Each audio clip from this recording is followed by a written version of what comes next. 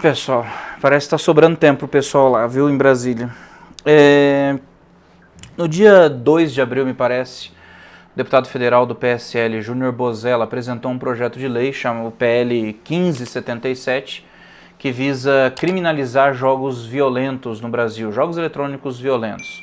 A justificativa dele é que os jogos eletrônicos eles podem influenciar de forma negativa jovens, incitar neles comportamentos violentos, evitar tragédias como a que aconteceu em Suzano. Eu já estou cansado dessa conversa, para ser bem sincero. Essa conversa não é nova, essa conversa é antiga. Com todo respeito, o deputado acha que caiu de paraquedas, ele não conhece sobre o assunto, ele não sabe sobre o assunto, ou não fez uma pesquisa aprofundada sobre o assunto. Eu quero comentar rapidinho sobre essa história de jogos violentos e a relação com comportamentos violentos. Para isso, eu estou me apoiando num artigo que eu publiquei em 2016, está no meu blog, rafaelchaia.com.br. Vocês podem procurar lá, Jogos Eletrônicos e Violência, em que eu me baseio numa série de estudos que foram publicados por associações de psicologia nacionais e internacionais que comprovam que não existe essa relação. Vamos começar do início com um dos pontos mais básicos e fundamentais. Primeiro, jogos violentos. O público-alvo desse tipo de jogo não são crianças e adolescentes. Assim como tudo na vida, pessoal, os jogos também possuem classificações, assim como na TV, assim como no cinema, jogos também possuem classificação indicativa. E os jogos que contêm cenas de violência são voltados para público mais adulto, são jogos para adultos. Se uma criança está jogando um jogo destinado para adulto, o problema não é o jogo, o problema são os pais que são alienados digitalmente e que estão deixando o filho ter acesso a um material que ele não poderia ter naquela idade. Uma criança de 12 anos não tem que jogar GTA V, uma criança de 12 anos tem que se divertir com Minecraft. Ou vai jogar Fortnite, sei lá, vai crescer meio retardado, mas tudo bem. Mas o fato, pessoal, é que existe uma classificação indicativa. E essa classificação indicativa deve ser observada, porque ela já detalha o conteúdo do jogo. Isso não é só para violência, isso é também para temas adultos que contêm esses jogos, que esses jogos contenham.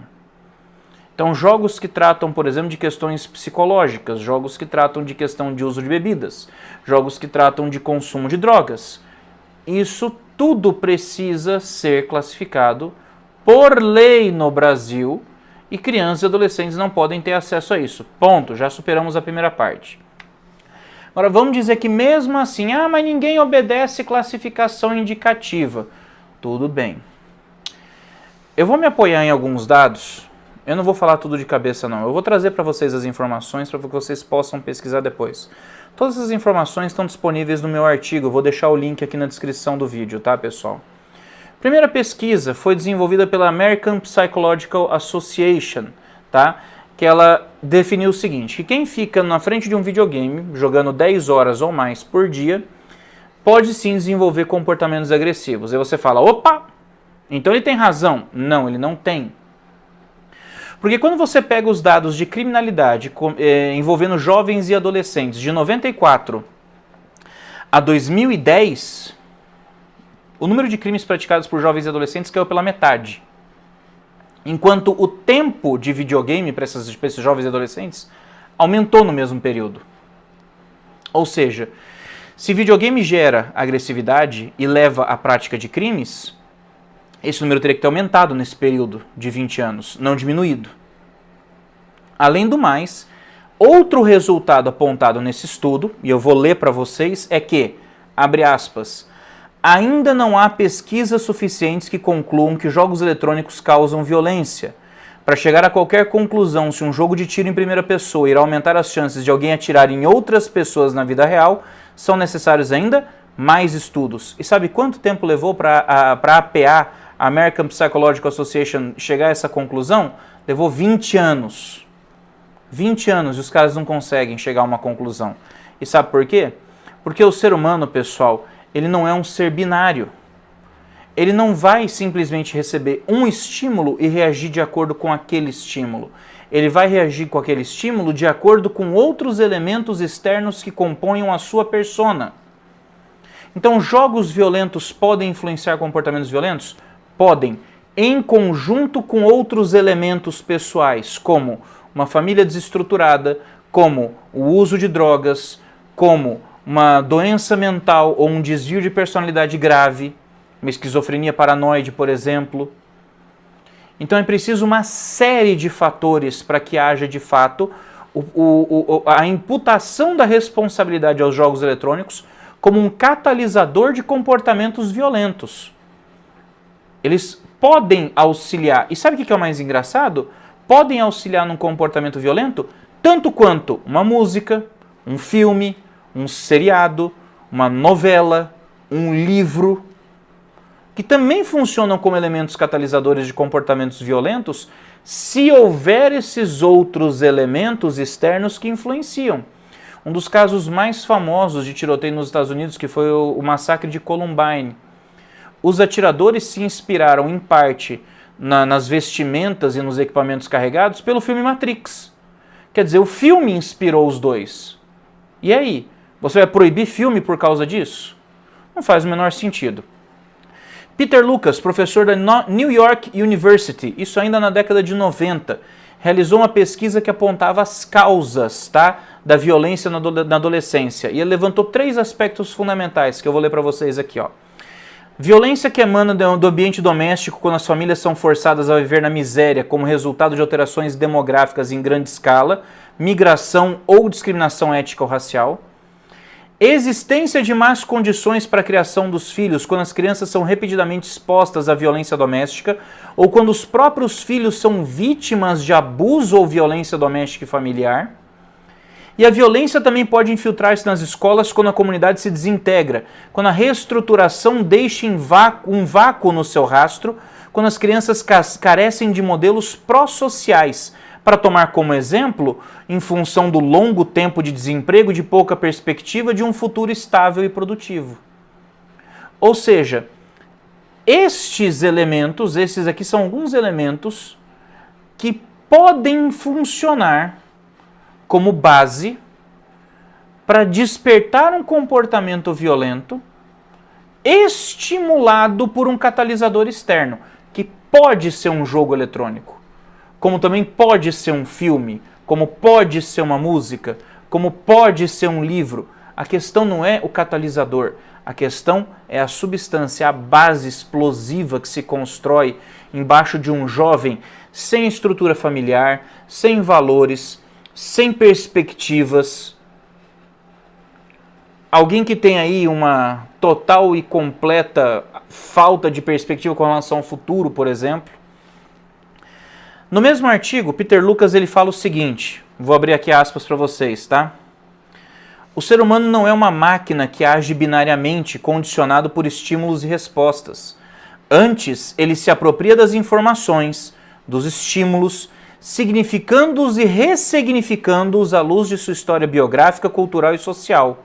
Portanto, não é possível afirmar que a prática sistemática de jogos eletrônicos com conteúdo violento irá reproduzir ou condicionar pessoas que se tornarão violentas, pois a própria violência que é jogada e vivida imaginariamente na tela suscita justamente o extremo oposto, que é o apaziguamento, a compensação da tensão, da pressão das inúmeras violências que o sujeito sofre no seu cotidiano, transformando-as em violência virtual, protegendo assim a sociedade dele mesmo. Então, gente, o que não faltam são estudos que comprovam que não existe essa relação direta. Pelo contrário, o que nós temos de estudo é com relação ao uso lúdico de jogos eletrônicos para auxiliar na recuperação de portadores de doenças mentais graves. Portadores de paralisia cerebral que usam jogos eletrônicos para poder desenvolver coordenações motoras. Autistas que utilizam jogos eletrônicos para poder estabelecer meios de comunicação com seus pais. Existe um potencial educativo por trás dos jogos eletrônicos muito grande. Os jogos violentos, eles servem de entretenimento, como um filme violento, como um filme de terror. Esqueci o nome lá, os Jogos Mortais, por exemplo. Os Jogos Mortais, um Premonição, que é uma sangreira desgraçada aqueles filmes. Um jogo eletrônico tem tanto potencial quanto um filme como esse, gente. Os jogos eletrônicos eles não representam um protagonismo nos casos de violência entre os jovens.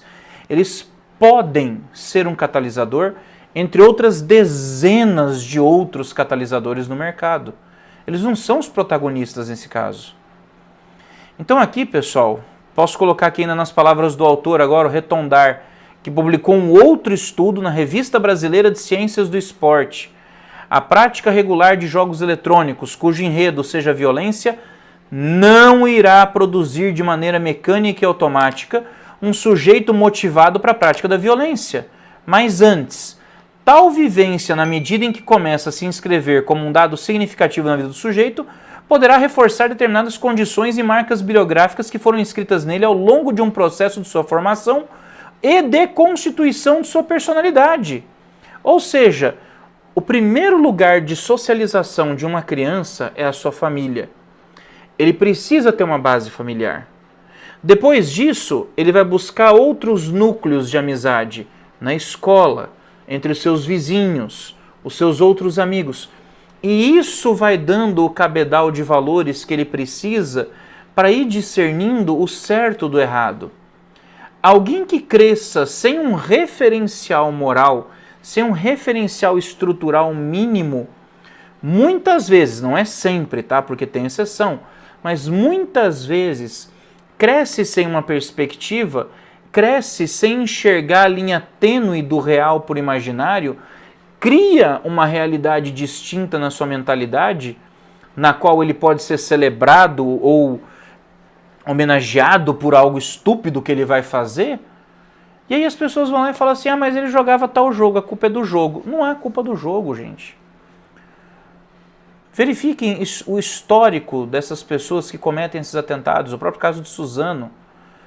Um não tinha estrutura familiar, o outro era vítima de bullying constantemente, ou seja, havia um outro, o combustível que motivou a prática do ato violento era outro.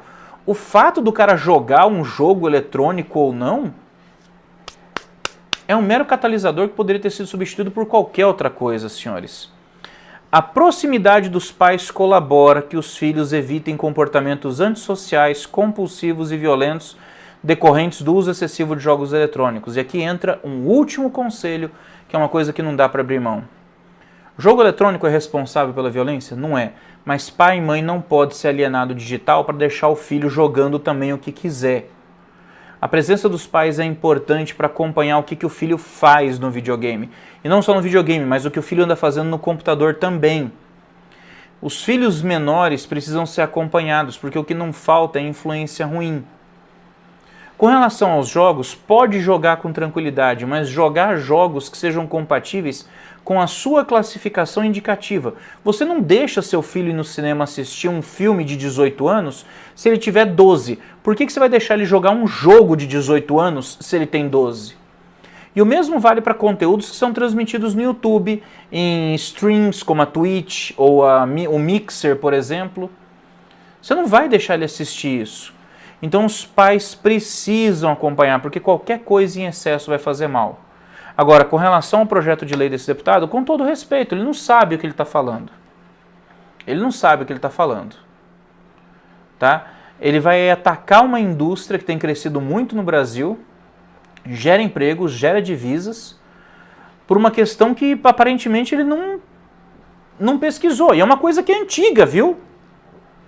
Em 2008, há 11 anos, no meu blog eu já discutia com relação a isso, quando veio proibições a jogos como Counter-Strike no Brasil. Então pensa, há muito tempo a gente já falava em proibir produtos que fossem impróprios para a saúde do consumidor. E o que me preocupa é que a gente pensa assim, mas esse projeto é igual a vários outros que já teve. E sim, realmente é igual a vários outros que já teve.